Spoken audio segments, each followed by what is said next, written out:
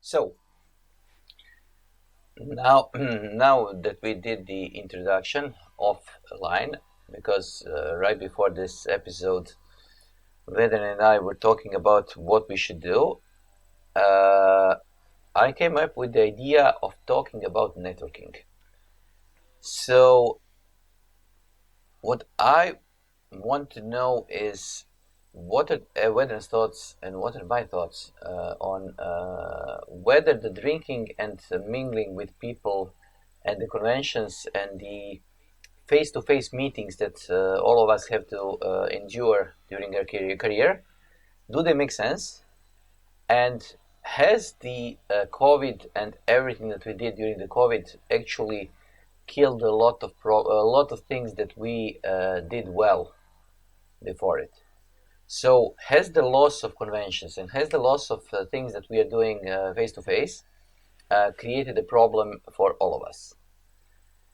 So now let's roll the intro and see what is going to be our final conclusion about this.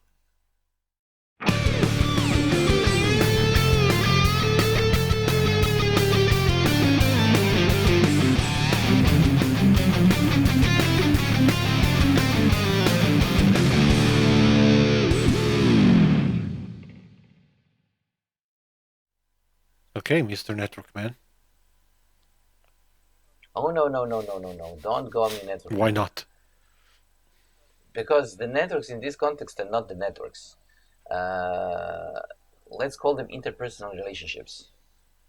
When did you become a guru, man? Now we have to do it because the thing that drives everything, after all, is human communication.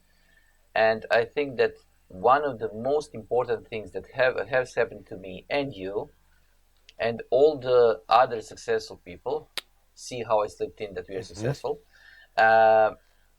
is that we created a network of people that we can depend on. And the thing is that whatever you're doing, however successful or not you are in the field that you are doing your advancements in, I think that knowing the right people is always at least beneficial, if not crucial. So I think I'm going to start with the very bold idea that networking is probably the most important thing that you can do when you're doing something. You do know that you just took me for a spin because I was actually thinking that you wanted to talk about computer networks. This is a completely other topic. Yes, I know. So which one are we discussing? One, the first, the second, or both of them? No. We are going to go with the drinking and partying. Okay, so human networking. Human networking, yes. This might sound like a little bit of hubris. It's not meant to be that way. Does this have anything to do with the recent award that I got from VMware, or is it something else? No. Okay. No. That's good. No. Absolutely not. I'm going to do the thing is that Vedran was selected as one of the top 10 trainers in VMware on the EMEA site. And since I know what Vedran usually does and how he does it, I think this one was completely and absolutely the right thing to do. You are a good teacher. Thank or you. A good lecturer. And but this is what we already know, and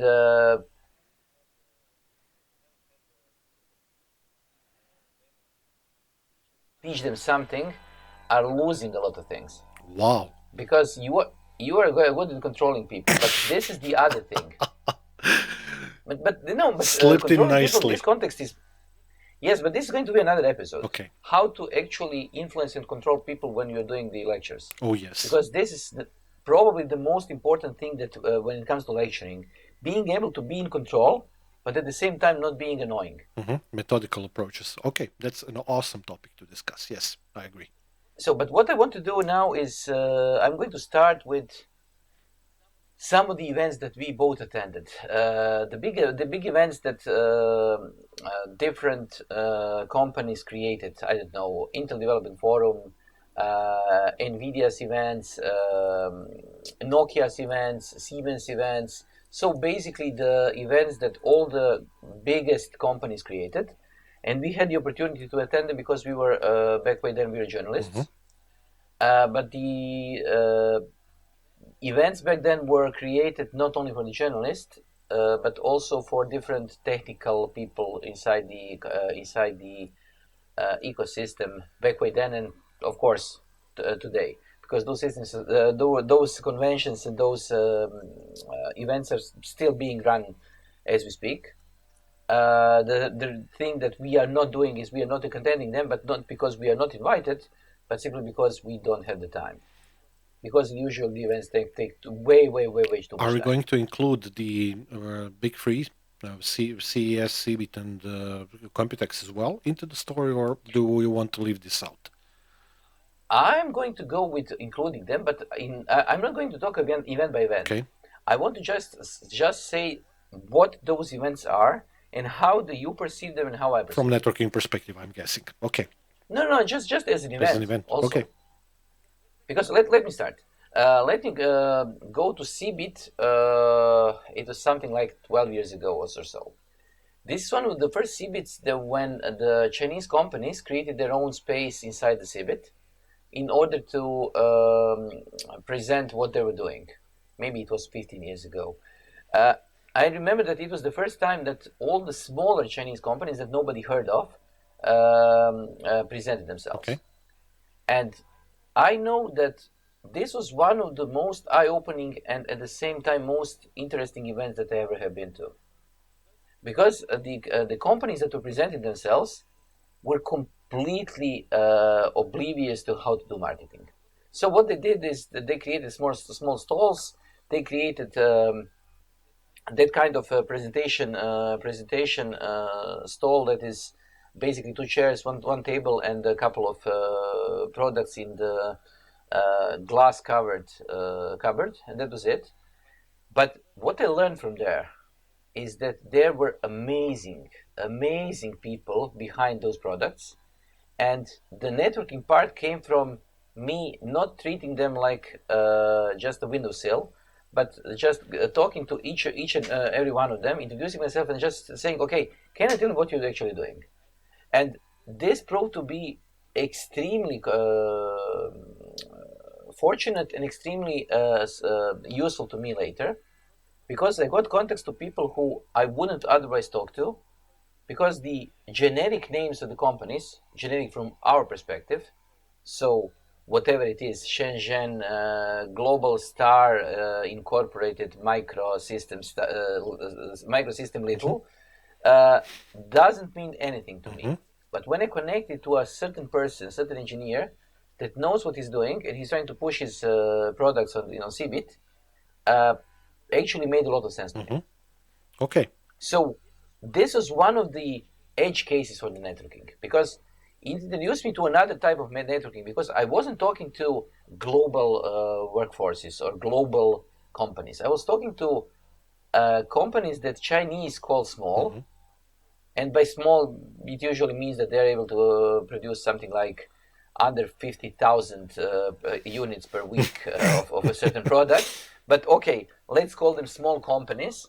And I was talking to them on a trade fair that was just intended to do something like Mm-hmm. this. And the other thing that I did at this particular CBIT is that I almost completely avoided all the different big events that were intended to be just a showcase of how much drink you can have for free. Okay. Actually, if we are taking a look at this from a little bit of a, let's say, historical perspective, I was lucky that I had a prior experience of attending a global event before I started working as an IT journalist slash editor. When I was still back in college, I used to work for a friend of mine has a music shop. He's a distributor for a variety of different brands, still is, and he took me to Frankfurt to Messe. Uh, and Okay. after that, I also got to NAM show in LA, in Anaheim. Yes, name is If I remember correctly, it's a completely musical business oriented Correct. show. Correct. Messe is too, but NAM is way bigger. Yes. Those two were, for me at least, those two were big formative experiences because I was still very green. I was still something like third, fourth year college, and I didn't necessarily, go around and went to various booths, have meetings, meet people, and whatnot. We had a schedule. We had brands that we wanted to visit as distributors and whatnot. So this was my first introduction to, let's say, professional networking and interrelationships on that level with worldwide brands like the Korgs of the world, the Mesa Boogies of the world for guitar amps, Roland, Yamaha, and whatnot. Those are very, very big companies. And for me, it was more about learning and sitting in a corner, looking at the stuff that was happening around me, getting introduced to how products are introduced in that world, live demos, whatnot, which proved to be, and attending meetings about the sales and the projections and stuff like that. It turned out to be a very good experience, as I said, formative experience for me, because later on, a couple of years later, when I started to working as a journalist, I was already kind of aware of how this kind of works in a different industry, in a sense, but it was basically very, very much the same in the IT industry. One thing was vastly different. In my first experiences, I was there with people who already had all the contacts, or they had the contacts developed over a course of many, many years in the business and whatnot. And after I started working for a computer magazine, basically I almost started from scratch, apart from one of my colleagues who already attended God knows how many of those and was quite helpful in that regard. But I also started working as let's say a lab manager then as well, and my end goal was to expand the amount of brands that we work with. So I had to knock on a lot of doors and bust a lot of doors open. This is what I learned back then, and I still have the experience right now. Is that perseverance is going to get you anywhere in terms of the IT industry, especially because brands like big brands, even in IT, they do like to be chased a little bit.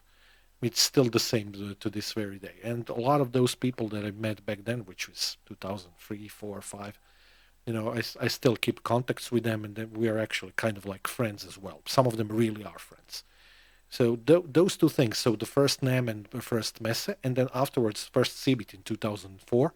Those were my formative experiences in terms of how to operate on a, let's say, on a level of human networking that is not necessarily a standard thing that a lot of people do. I think that we need to make a difference and make a distinction between two things.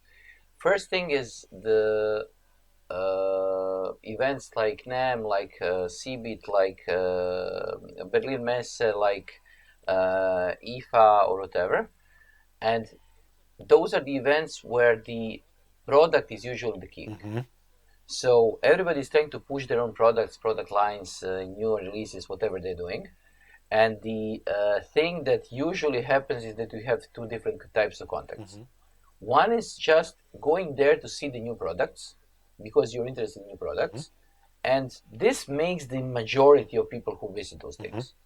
So basically, they're there to just see the shiny things.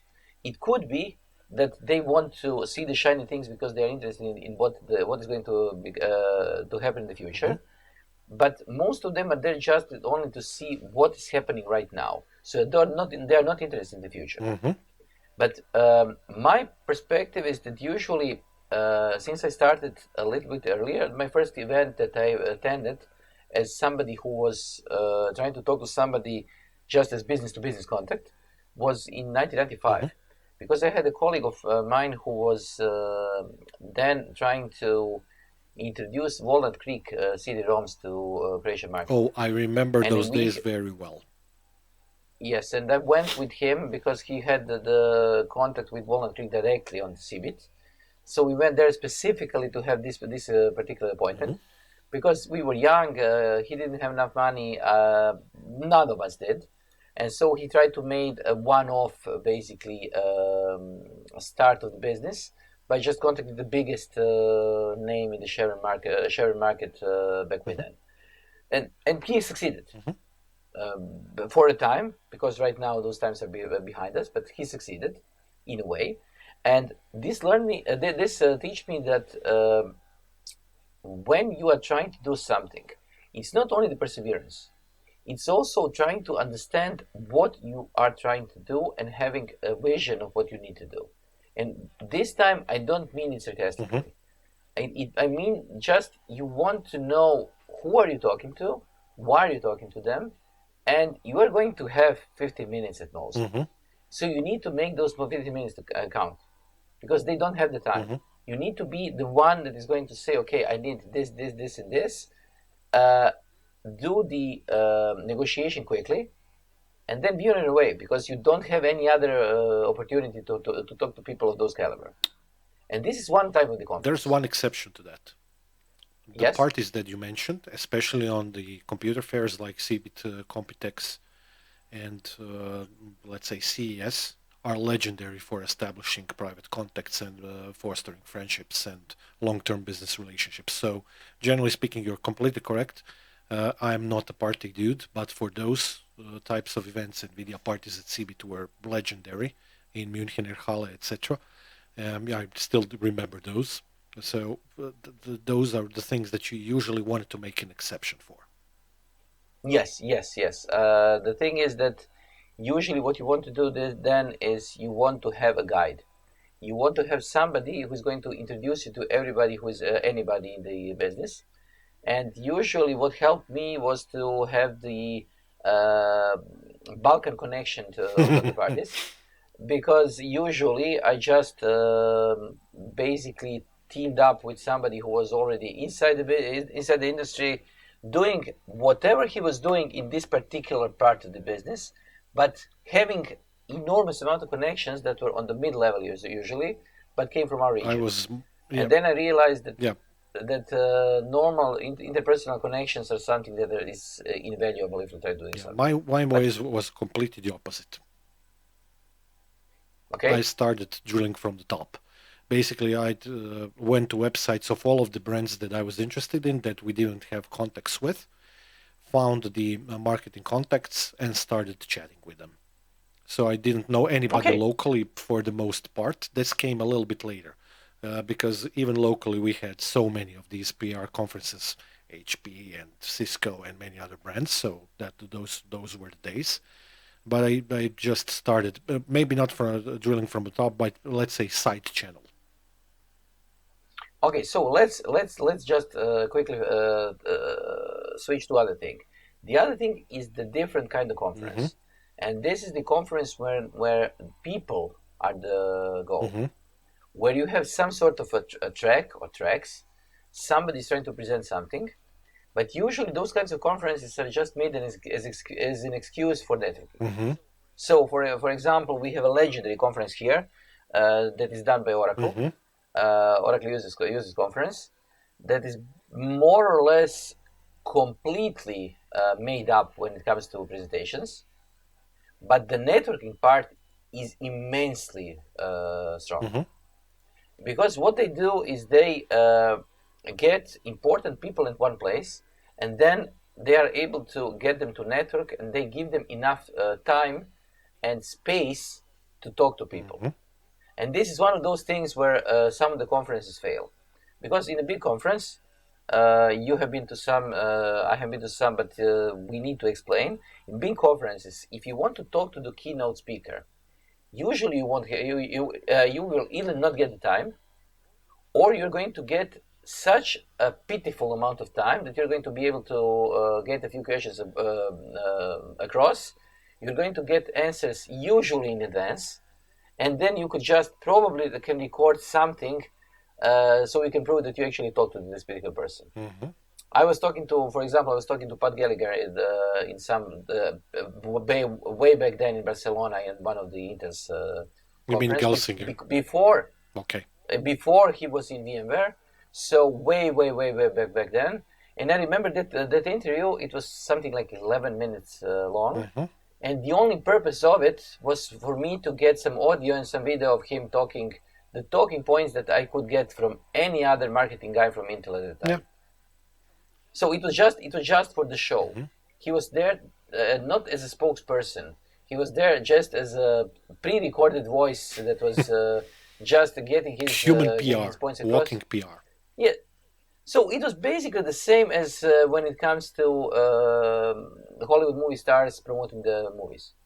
It was just an interview after an interview after an interview. He had something like 30 of them in one day, and then he was off. Mm-hmm. You couldn't establish any sort of a contact because you weren't there for the contact. You were just there to see this particular person say those particular sentences, and that was it. But these are not the things that I'm interested in. Oh, I am. I'm more or less interested in the actual networking. Mm-hmm. Yeah. I know that I'm not going to name names, but I was talking also to a high-level executive who later became CEO of a big company, and we had those 15 minutes or so. And I started the interview with, okay, I don't care about your questions or your answers because I got them in advance. Mm-hmm. How do you feel? And then he was completely Baffled. taken aback, and I said, I know that you look like you are completely tired. I know that you haven't had the time to sleep. How do you feel? Did you have the time to see the city that we were in? And he said no. And then we started talking like human beings.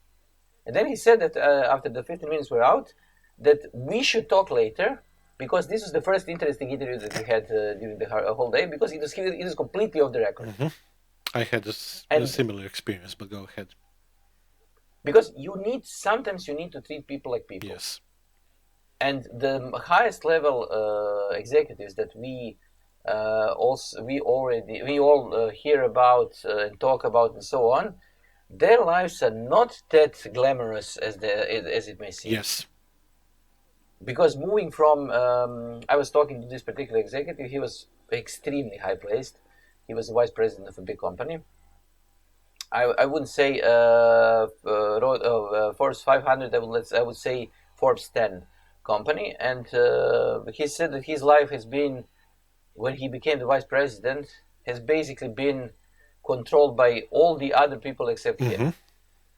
Because he did something like 37 weeks out of 50, he was traveling. He had his own private jet, but the idea of the private jet was for him to be able to have some place to sleep while he's relocating from a continent to another continent. Yeah. I had two major experiences like that. One of them was meh. One of them was absolutely awesome. The first one was the aforementioned IDF. I went with a colleague. That was actually after I stopped working for a computer magazine when I opened a website and started doing things on my own. I took one of my colleagues there, and he went to IDF, and I tagged along as well because he was much more deeply into the technical stuff related to the chipsets and CPUs and whatnot. And IDFs back then were very much into those topics. But I managed to have a little bit of a sniff around, etc.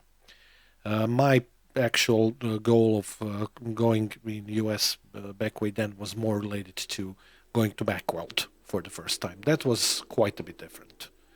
A lot of meetings, a lot of people calling me, are you coming? Even people who just found me in some kind of a directory of registered journalists, whatnot. It was crazy, absolutely crazy. Polar opposite of the IDF. But the biggest formative experience in those conferences that are organized by a brand, for me, by a country mile, was Nvidia GTC. One year, I was one of the invited journalists to come from this region. I went there, all expenses paid, Fairmont Hotel, blah, blah, blah. It was just feeling like a king, but that's not the point.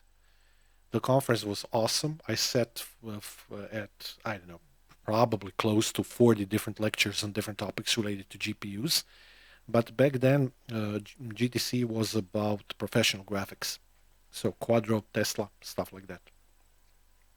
It was very interesting to listen to those lectures because, generally speaking, NVIDIA's events were always superbly organized, full of content, very interesting stuff, interesting people, speakers, because they work with the whole scientific community and whatnot. You always had like you had to make a conscious effort to make a good choice, because usually you had 2 or 3 different lectures that you wanted to be at the same time. And after that, we had the press conference. And in the press conference, there were members of the press corps, a lot of them younger than me, and most of them don't understand what professional graphics is, what's CAD, what's CATIA, what's 3D Max, what's CUDA, what is the difference between Tesla and the Quadro cards. And here comes that IT show cat Yes, rolling the around. cat has to be shown. So this Yes, is the IT show cat. one of them. Yes, Yes. awesome. We had a press conference, and at certain point of that press conference, after umpteenth question about when is the next GeForce coming out, what it's going to be, how many cores it's going to have, blah blah blah blah, I lashed out at a whole row of young journalists, and the CEO of Nvidia was there as well at the press conference, sitting 5 feet from me. I lashed out and said, "Look, guys, I don't know in which parallel universe you live in, but this is not a GeForce conference. This is a CUDA meets Quadro meets Tesla conference, professional graphics and whatnot. Please stop boring us with your questions because you are not getting any answers. There are much bigger questions to ask." And this was already after being, after working with Nvidia for something like 5 years or so. Always had good cooperation with them, nothing to complain. After that, our, let's say, cooperation went into overdrive. Again, because I was just acting as a human being, just like you. It's exactly the same thing. And the CEO of Nvidia was obviously, getting annoyed at unnecessary questions that he was asking, the people were asking him, because that's not the topic of the conference. If you want that conference, well, I'll see you at CEBIT or whatnot, because that's the consumer type of show where Nvidia used to present their products. And it was quite an experience, especially afterwards.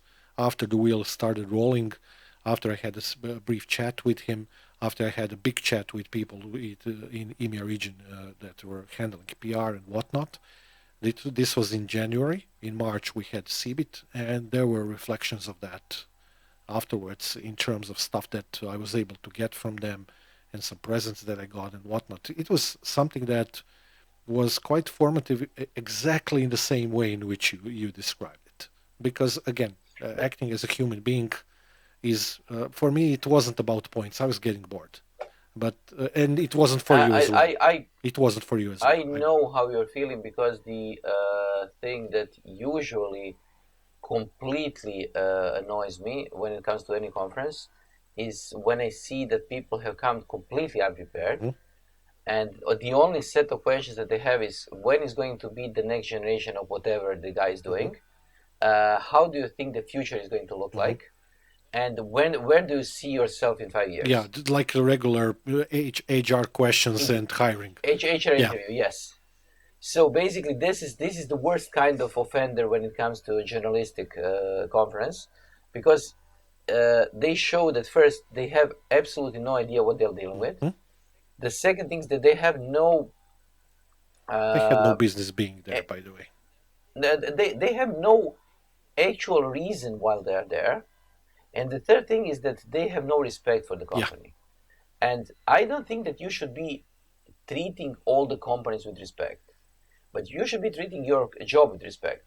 And respect for the job means that if you are going to, I don't know, city sewer company conference, you should at least know what the city sewer company Mm-hmm. does. And this should be just the minimum, the minimums of the necessary requirements for the company. But let's now switch away from this and let's talk about the networking in the biggest possible sense. Uh, But for me, actually, this specific situation was uh, like an advanced course in how to approach people in terms of professional networking. yes, I completely understand you. I completely understand because the thing that people need to understand is that there are two kinds of networkings. First kind of networking is the networking when you go to the conferences Mm-hmm. and when you actually meet people. Mm-hmm. These are the people that you're going to see probably a couple of times in your life. Mm-hmm. You are going to talk to them or mail them, maybe every day, maybe every couple of months, or maybe every few years. But you're not going to see them in person a lot because they are too way up the company ladder to have the time to talk to you. It's not that they are being obnoxious and ignoring and so on, because they simply don't have the time. There is so much time in people's life, and they don't have the time to talk to every person that they ever met. Mm-hmm. But there are also other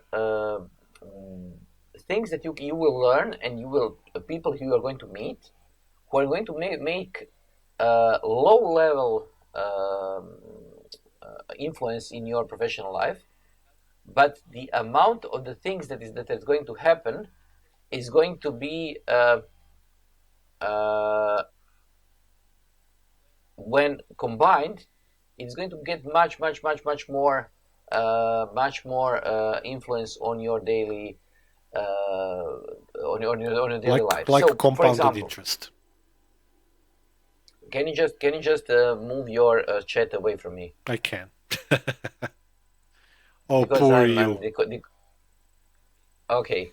So uh, let's talk about the student club. Oh. I'm going to make a pause here and say, let's talk about the student club again. As you remember, back way then we had the club called set. It still It was a exists. student club for Yeah. the electrical university students of University of Zagreb, Mm-hmm. basically. But the club itself was run by people who were Mm-hmm. students.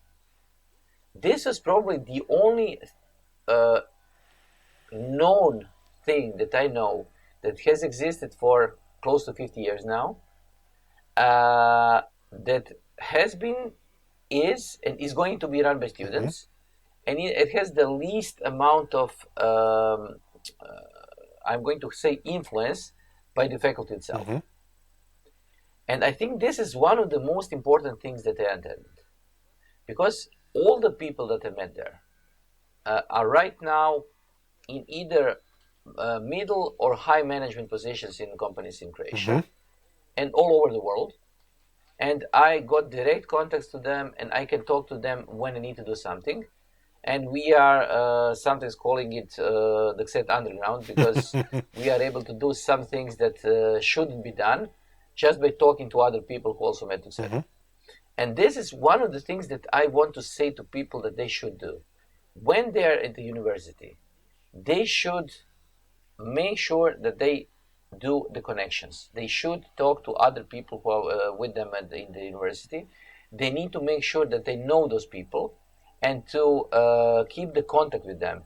It can be the most elementary contact there is, but it is going to be, usually it's going to be of use later. And usually those are the people that you're going to see in your local university club or campus club or whatever, Mm-hmm. or students organization, whatever it is, because those are the people who are showing the necessary things to lead. Mm-hmm. So the people who are going to see leading the students club are usually going to be the people who are going to be leading some sort of a company, or at least a subsidiary of a company. There are two things to add there. First and Yes. foremost, the reason why that almost always universally works is because the people that usually hang out in student clubs for a variety of different universities are bound by the topic that they're interested in, which means that Yes. they have mutual interest, professional one, which can also easily lead to let's say networking and then even private relationships, which is awesome. At that age, that's super important for getting formed as a person at the end of the day. But there's also one thing to add. This is something that's, I think, missing today, because the reason why our student club worked was because it not long only had that as a presupposition. So it already had the fact that you had a lot of people with similar interests there, or even big one or two. It was actually that they had one very big side thing that was sweeping all over the world, that was combining all of us at that particular point in time when you and I were there, which is the internet. which Yes, but also one more thing or compounded two more things. no, but it compounded our communication in multiple different levels, because for the first time you were able to IRC and whatnot, you could talk to the people from the student club or your group of students or whatever locally or even abroad, meet new friends, meet new people, without having to spend gazillions of any kind of currency to do that. There is that, but you also had a couple of things also going for you. First is the common enemy. Who? The Since faculty? you were studying in the university, we basically had the same problems. Yes. And it helps when you can talk to different people about the same problems that you have, because you don't need to explain. Mm-hmm. The second was the music. Okay. This was after all a club. Mm-hmm. So after hours, in the night, in the evening, whatever, during the weekend and so on, there were concerts Mm-hmm. there. You went there simply because you were surrounded by like-minded people. You felt comfortable there. Usually there weren't any problems in the club itself. So you got into a nice atmosphere with people that you could relate to, and you could actually have some sort of experience together with them. Informal hanging out, partying, whatever. Yes, partying, drinking, listening to very, very, very strange Punk music. musicians. Man, I'm going to just say that the punk music doesn't even start to explain Mm-hmm. it, because what we had back then is that one of the probably most influential organizers here in Croatia, Matej Mm-hmm. Kugar, was creating because I'm going to name him because he's immensely popular, immensely interesting. He was responsible for creating uh, the program or part of the program, a series of Mm-hmm. concerts. And what he did is he was able to find enormous amount of completely anonymous Mm-hmm. bands that made sense. Okay. And what he created was a sense of completely new music being incorporated with completely new outlook on life. And it was very interesting. Okay. Because there is no way for me to go out and see some of the bands that I saw there. Yeah. Not simply because I wouldn't go out, because I had no idea that they existed. Mm-hmm. There was experimental jazz. There was Electronic music a lot. there was a lot of electronic music, but I wouldn't call it a lot. There was much more experimental guitar, postmodern punk, different things that you wouldn't be able to describe today. Mm-hmm. Because these were different kinds of people who were doing different kinds of things. And it was also the interesting part. Yeah. So not only you got the nice contacts, you also got to hang out with people who are like-minded in music, and this creates a bond. Mm-hmm. That's all true, but the biggest topic of that is to be in tune with the time, because at the time when we were there, when both you and I were there, internet, computers, IT, computer science, whatnot, was booming on a completely different scale to anything else. So this is not doable on all of the colleges, because in order to foster those relationships, for them to become business relevant, for example, or privately relevant, you need to keep those contacts and actually, kind of like nurture them or something. It is impossible to do if you're working. It's impossible to do that if you're working in a field that's completely on the fringe and nobody cares. Okay. So there was that as well. And also there was one big thing, and that big thing is that we had enough of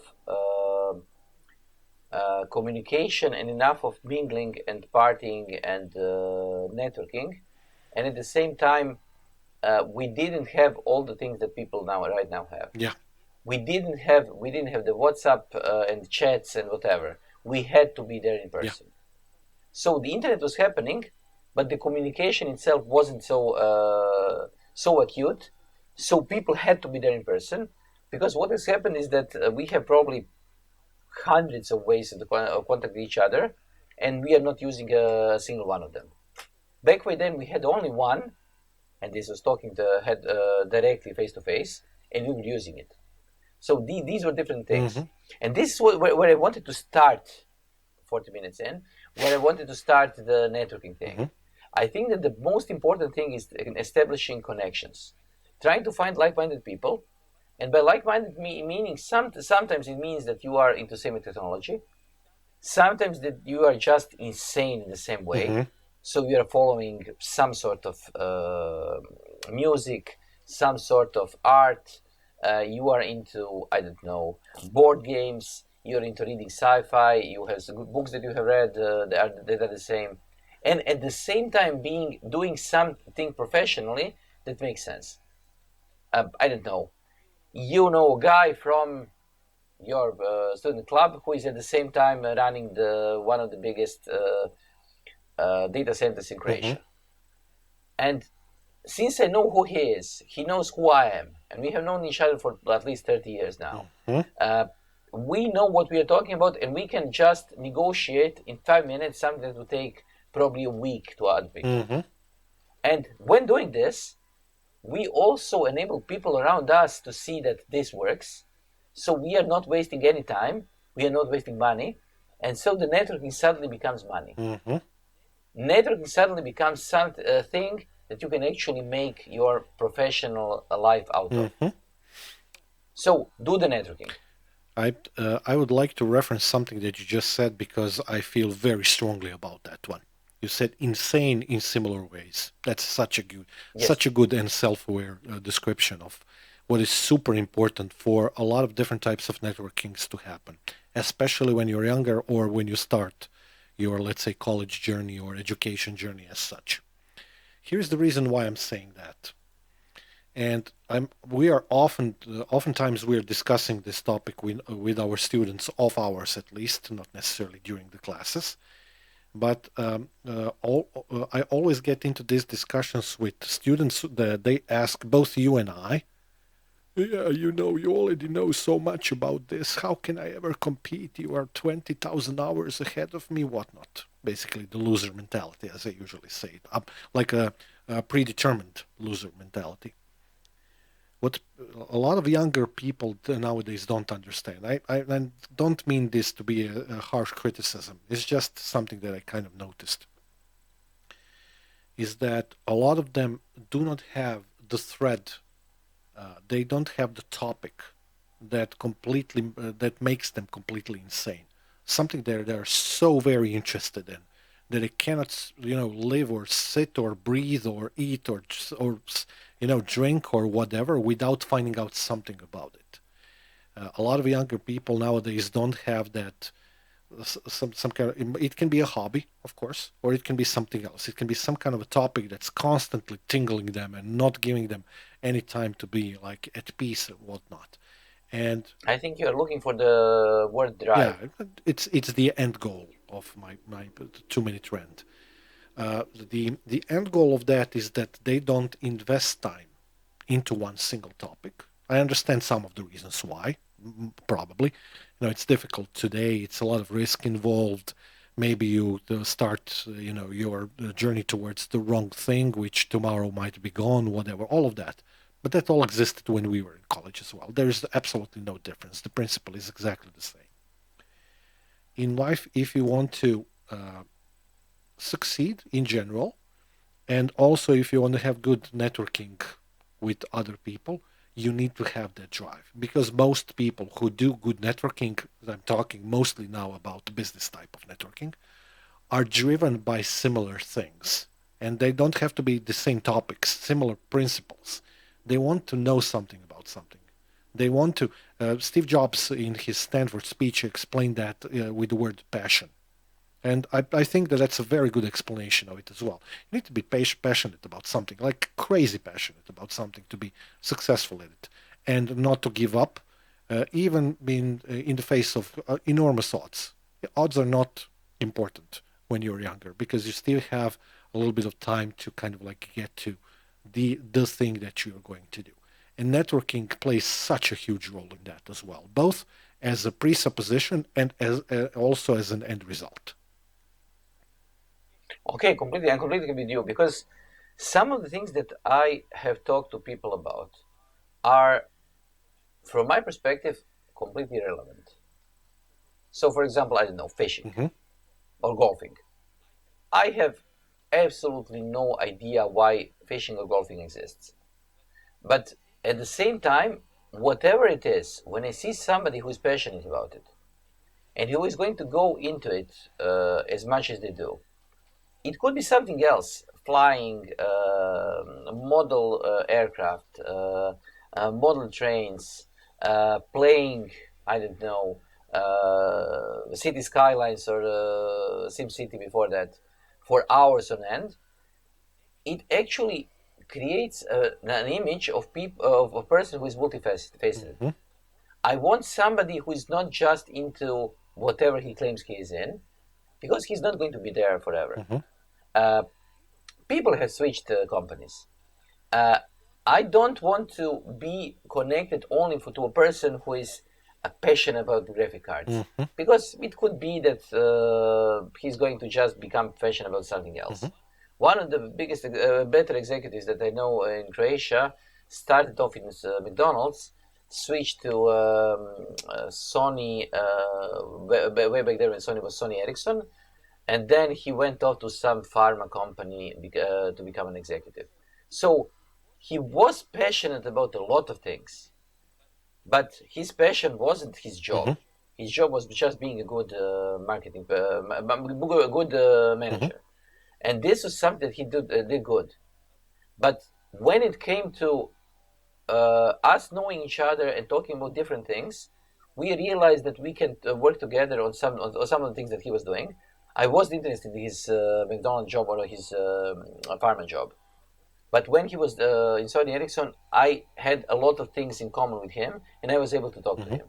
So the idea of not talking to a person who is just an Intel guy or a Nvidia guy or whatever, but to a person is what makes networking even exist. Mm-hmm.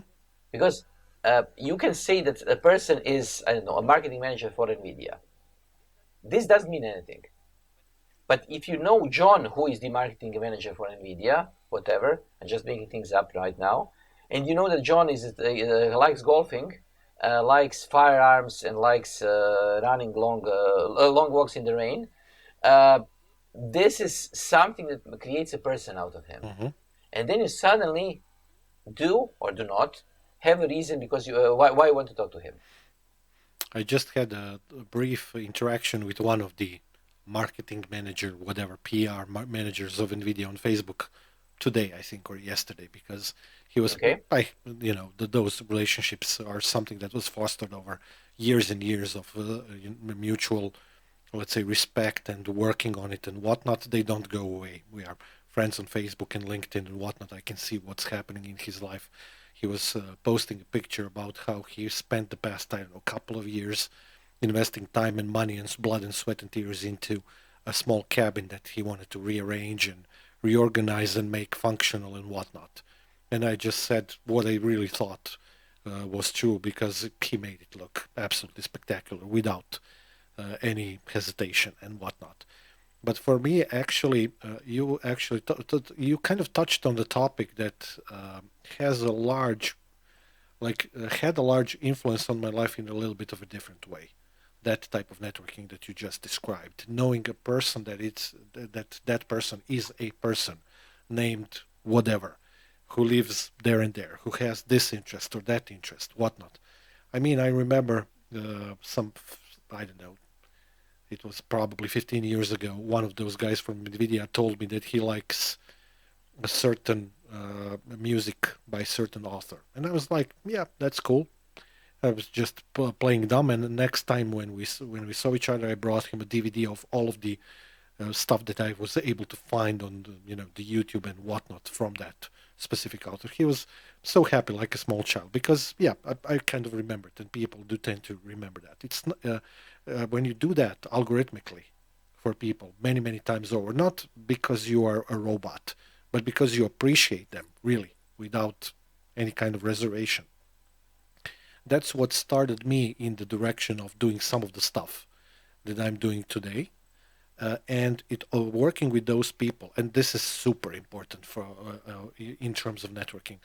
Working with top class people has a tendency to make you good at stuff, because they're kind of pulling you along if you're willing to go for that ride, of course. And I was, and a couple of my colleagues were as well.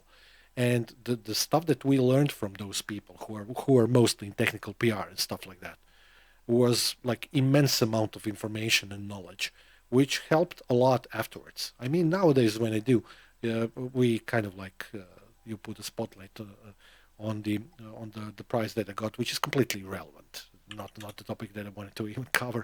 But some of the stuff that I discuss on my classes to this very day, especially on the VMware classes, which are very hardware related, are something that I can really explain well because I went through that with those people. That's another side effect of long-term networking with super smart people who know what the hell they're talking about. If you understand what I wanted to say. Yes, yes, yes, yes. This is the thing is that once you come into the group of people who are like-minded, you are going to get introduced to other people who are like-minded, and this is going to and this is the point of networking. Even when we talk about how people are being, I don't know, good old boys or whatever of the university such and such, it's not that they want to be surrounded by people who they are not afraid of. Mm-hmm. They want to have somebody who is going to be on their side, or at least understand what they are trying to say, because sometimes they don't have time to explain everything. So the networking is basically you getting to know those people and becoming a person that they believe in, or that they trust, even a little bit, because a little bit helps. But It's just that you are not going to create a problem for them. Sometimes it's enough for them to talk to you and to help you, because they are surrounded by people who create problems. very much correct, because people don't understand what we are discussing here, and that's the primary reason why that happens. But that's the value of that shared fabric of that mutual insanity on some of the topics. Because when you have 5, 10, 15, 20 people who are in the same industry talking about the very same thing, they usually they push each other along. Usually they push each other forward along. And that stuck with me after I was done with that part of the career for since forever. Since the day I stopped, this was the ethos of the stuff that they taught me, and I didn't really understand what happened there and how some of the things became the way they are now. But now talking about it, I'm just kind of like self-reflecting in a sense and becoming self-aware, consciously self-aware, and describing in words what I knew for a long time without actually thinking about it, or maybe not finding the correct words to explaining how that worked. And the same thing happened to you too. But the thing is that it's not that it only happened to me, but I also, way back then, when I was probably 20 years ago or so, when I was talking to different people, when I started noticing the people that I knew for 10 years way back then were becoming something and someone's in different Mm-hmm. companies, I suddenly understood that almost all of the things that I want to do are connected to people. Mm-hmm. And by people, I mean a certain person, not an completely amorphous people who are going to be, for example, I know I want to talk to a marketing manager for the company X. No, I want to know who this person is. Mm-hmm. And nowadays, first thing that when I try to contact somebody, a company or whatever, first thing that I do is I go to LinkedIn and Facebook to see who do I know in the company, and he high enough so he can help me. And this goes basically completely against the entire idea of the capitalism, because you should be the professional in your job, and your job shouldn't be connected to your friends. But at the same time, we have so much negativity and so much distraction surrounding us Mm-hmm. that you are more than willing to help people who you don't know, but you consider them not friends, but you're considering them not an Mm-hmm. enemy. So basically, the enemy of my enemy is my friend. So suddenly it becomes the problem, or the problem. The thing that is being created is that you are more than willing to talk to a person who are just not going to create problems for you. When you trust somebody and you have seen that he's not going to go on the record with something that you said off the record, you're completely willing to talk to him about whatever he wants to talk to you I about. have a. And this is a topic I was talking to a few of the guys a couple of years ago, and I had during the summer. In the same week, I went to something like two or three because I try to make to make it um, at least once a year to talk to some of the people. I go to have lunch with them during the year because I want to keep in touch with them. Mm-hmm. They don't have the time. I don't have the time. So during the summer, it's usually the best time to go ahead and have Mm-hmm. lunch. So I created a week where when I had enough time to go to two or three lunches in a row with different people that I like, and I like to talk to them. And after those lunches, I was walking home, and I realized that I have at least three huge front page stories that I'm not going to Mm-hmm. use because these are the people who said it to me completely off the cuff. It was off the record, and it didn't make any sense to talk about Mm-hmm. this. And then you realize that the idea of networking is just establishing some sort of first communication, and then some sort of trust and respect, Mm-hmm. and then it's easy. Yeah, The business part is it simple. is. If you ask somebody from, I don't know, let's say that you are asking somebody from Intel to send you a video card. If you know a person high enough in the marketing, it's a given. He's going to send you a card, he doesn't care. But the thing is that you are not going to ask them because you don't need it. They realize that you are not going to ask it from them because almost exclusively people who are asking for the cards are usually people who don't need the cards, and then you are going to get the card given. I'm not talking about Intel specifically here, but you are going to usually get the card when you are a journalist simply because you didn't ask for Mm-hmm. it. And this is one of those things. It's completely counterintuitive, but when you treat people like persons, the job part just happens. I would actually expand this in a completely opposite direction because I do have some very, very different experiences in that, in a positive way. I mean, when I was still in that business, which was quite a few years ago now, uh, I remember whenever I had spare time, literally whenever I had spare time, like a couple of days, I would fly to the Netherlands, meet with a couple of those people, usually four or five of them. I used to spend, I used to sleep there with them. They kindly offered me accommodation as well. Marketing managers of various companies and whatnot. We went, I don't know, everything from eating to partying to clubbing to, the coffee shopping. Not for me though.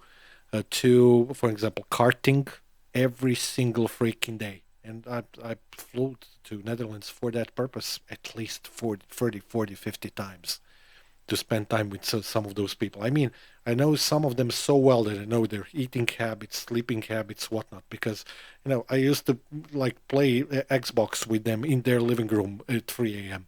or something. Because back way then, if you were enough, let's say socially aware enough, if you were normal enough. Again, as you asked, how are you feeling? That's a conversation started that they don't hear every day. If you're normal enough and you're willing to work off of that and on that, yeah, sky is the limit, no problem. There is no door you cannot open. Yes, and if the door is unopenable, it usually is because that person who is behind the door should be contacted in the first place. Mm. because they are going to be the one that are going to be Initiating contact when the time comes. no, either that or they're going to be insane in such a way that you don't like it. So you're going to be avoiding them in the first place. Okay. And this is one of those things. It's just not. I'm using insane here as a completely non-political word because Yeah. I don't mean somebody who has mental Yeah. problems. I just mean somebody who has different outlook on life, and this outlook on life is more or less compatible with your own. It could be that he is just I don't know. In your for your example, he could be just a musician. He could be into music, particular music, and he can find his way of thinking completely aligned with your way of thinking when it comes to music. And then he doesn't care which part of the company he's working in because he knows that he can talk to you about the music any day. And the rest of the things is going to be just normal professional stuff for him. So if you ask him if he can do something, he's going to say, okay, this is the nice guy. Let's just not make problems with this. Let's talk about the music. Let's go back to the music. And this is the biggest part. So I wanted to just wrap this thing out and say the networking and understanding the networking and understanding the people around you is one of the biggest things that you can do when you're doing something. And becoming the part of the team is not that. Becoming part of the team is good when it comes to a certain company inside a certain team, but being able to talk to different kinds of people in different companies and keeping in contact with them is usually in the long run being much more useful to you. And this is something that I think people right now, I think they're missing. They think that networking means being nice to people at your own workplace. No. No, it isn't. No, it isn't. It means being nice to people who are in the same field as you and who are, I would say, invited to the same places as you, because the person inviting you has the reason why they did it. So usually the first part of the equation is already been decided for you, because somebody said, okay, these two people or these 10 people belong together for some reason or the other, and then you are trying to find interpersonal relationships inside this, and this is one of the interesting things. So don't try to network with people inside your company. Try to network with people inside your field. Hence the reason why one of the next episodes is going to be a byproduct of good networking with some of the attendees of our specialist education. The next topic that you are recording about in the next couple of days is exactly the result of that. Pure dumb luck, but also a little bit of networking and discussions and a couple of coffees and a little bit of time allotted for those discussions. But more about that very soon. I'm just going to say that this is not pure luck. No, it's not. This thing is just the byproduct of both you and me having enough students in the last 10 or so years that the luck has no influence. It's a numbers game now. It's just the numbers game, and we are going to win because there are so many people who are working in our field, and if we made some sort of impression on them, we are going to be on their positive side. So the good guy list or the good children list when it comes to Christmas, and this is going to be beneficial to us. But the main thing is that neither us or them are in it for the benefits. Yeah. We are in it for the field and for the game. Yeah. And the benefits are just going to be a side effect. For me, it's about the fun. Yes, that's it. It's the game. Yeah, we are both. It's just playing. It's just playing with people who are like-minded. Yeah, it's just two of us being overgrown children, just like them. Yes, me, as you said in the start, me trying to me becoming so overgrown that I need to lose a few kilos, but one of those things. Okay. We are going to be working on as long as we are alive, probably. Yeah. because I know a couple of guys who are in their, I'm going to say, late 70s, and they are still networking with each other. Usually they are the doctors, because I know a lot of the doctors here who are here. They're in their pensions. They are retired completely. They're out of their field. But at the same time, when something happens, people actually do call. Yeah. Because the health is itself, and the specialist in the field is still a specialist in the Yeah. field. Somebody who has 40 years of clinical experience is something that when he's 80 years old, somebody is going to call him and say, okay, can you just give me some help about this? And more than More often than not. once, he's going to just do it. So this is one of the examples that I wanted to just mention. But Yeah. as I said, it's a good thing to be in the network. It's a good thing, I think, to know a lot of people, and it's immensely good thing to talk to a lot of Yeah. people, because you are going to find like-minded Yeah. people. Agreed. Okay, any last No, words? I'm good. This was fun. Okay, so now the next episode is going to probably be on the real networking. We are going to do the subnetting. No. Flat out refuse. But what we should do is we should be doing an episode on IPv6. You can do it. No, because I wanted to just create an episode, because IPv6 is probably one of those things that is so something that I am expecting to see, and it is more elusive than NESI itself. We know that IPv6 is possible, but nobody has seen it run. Yeah, not really. Yeah, eastern part of the world, China, Japan, South Korea, and whatnot, they do have a lot of IPv6 networking, and the world is switching to it. It's just that it's 25 years after you and I were told that everything needs to switch now. And what is it that now? 10 years after we have been told that IPv4 has exhausted the IP address space, and Yeah. the internet is going to break irretrievably now, and we are going to just lose the internet itself, and Yeah. so on and so on. More about that in some other dimension. Yes, so roll the outro. I was Yasmin. I was Veteran. See you in the next episode. Bye. See you in the next episode. Bye.